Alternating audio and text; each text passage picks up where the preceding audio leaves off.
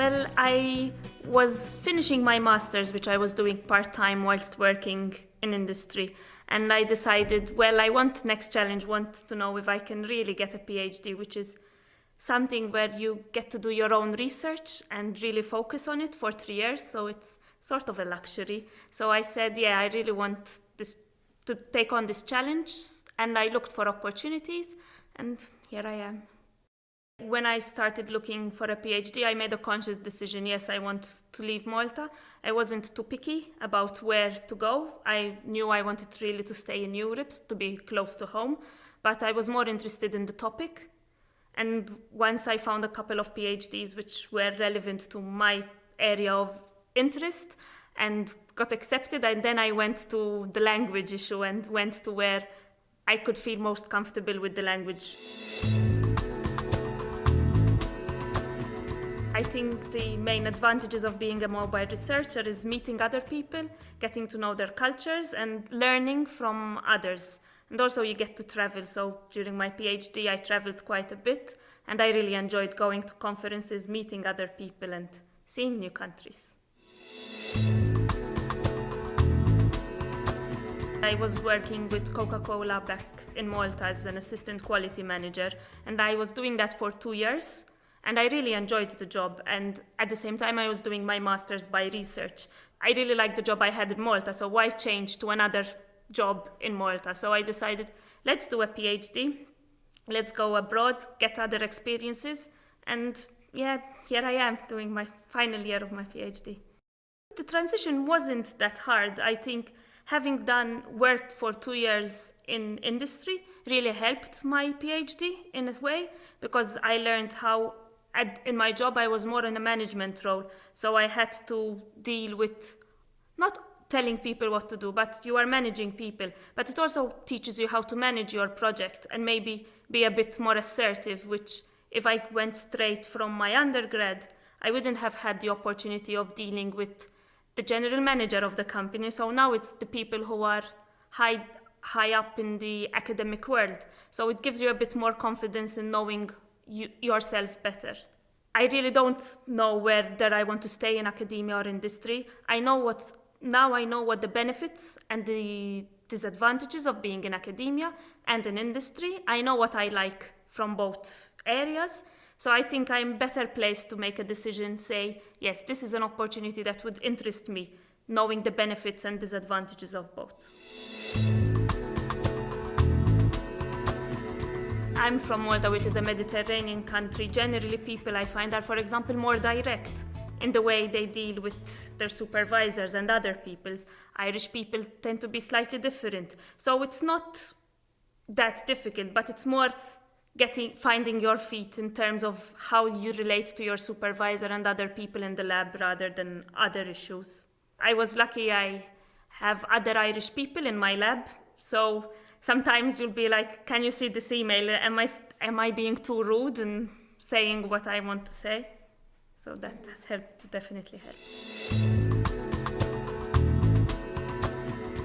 I think some of the things which might have improved my starting up, especially the settling down period, was not the academic side, but more the practical side.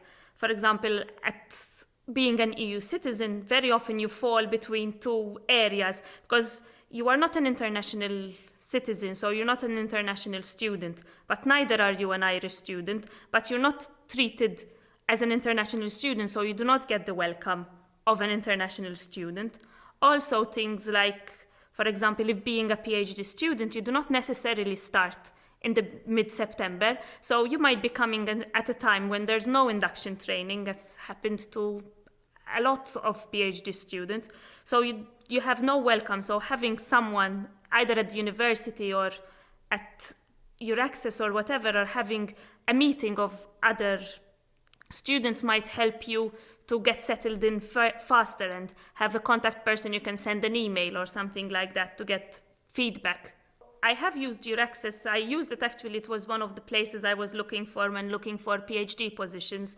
And that's where I first heard about the position I'm currently taking. And then when moving to Ireland, I looked at it to see what does it say about incoming students.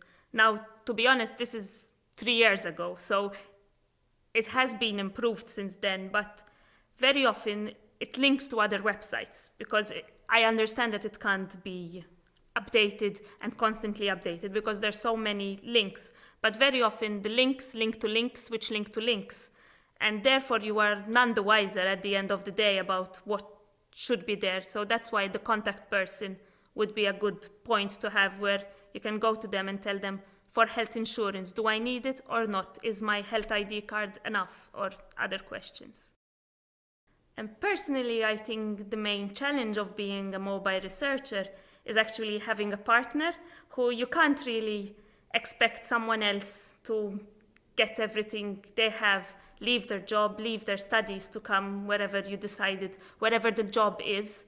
So, for example, for the past 3 years, I've been living apart from my boyfriend, and yeah, it's not easy, but it's doable, but there is a timeline. You can't keep doing it for the rest of your life. There has to be a point where you say, I need to be in a country and this is where I'm going to be. I definitely think being on a Marie Curie ITN will help advance my career somehow. First of all, because it's well known, so other people tend, especially in academia, tend to be aware of the level of a Marie Curie fellowship and know what to expect. Also, the fact that there are other researchers, all the academics and industry partners, you have a network. So if I'm starting to look for a job, perhaps they have contacts or they already know what you are doing. So even, for example, having the industry partners has helped a lot, because we get to talk to them. So we know what, especially if you want to go back to industry, you know they are involved at the start of the project, so you can make it more tailored to industry or industry needs. If I could change something in being a mobile researcher, is the availability of jobs for partners, maybe getting more support. For example, I know in other countries, for example, in Germany, I've seen universities where there's actually the career center of the university will actually help. It does not necessarily mean they will give the person a job, but they will actually support the person in getting a job in the country.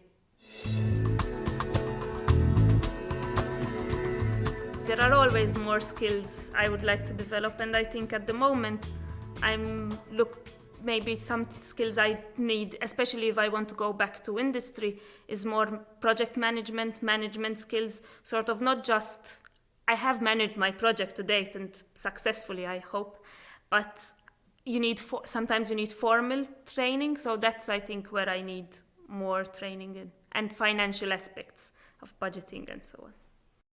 If I had to say anything about my future prospects, is that I'm currently writing my PhD, so in the next couple of months, I'll be finishing my PhD. So I'm definitely looking for a job. So if there's anyone out there who's willing to give me a job, contact me.